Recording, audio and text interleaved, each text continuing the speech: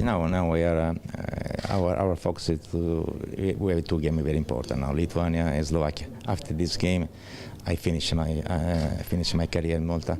After 6 years, I'm very happy about everything. The support was nice. My everything, my relationship with the press, like you, like the other one, with the support, they are for me fantastic. No problem at all, because normally even the polemic it's normal. It's not, you cannot say everything perfectly. So you can make a mistake. You have to receive the bad thing. No problem at all.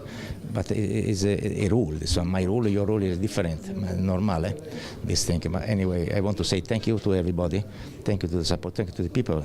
Maybe even them, they don't come to see the game. But I'm very, very proud to stay at 6 years in Malta after 3 years, 25 years ago. I'm very happy.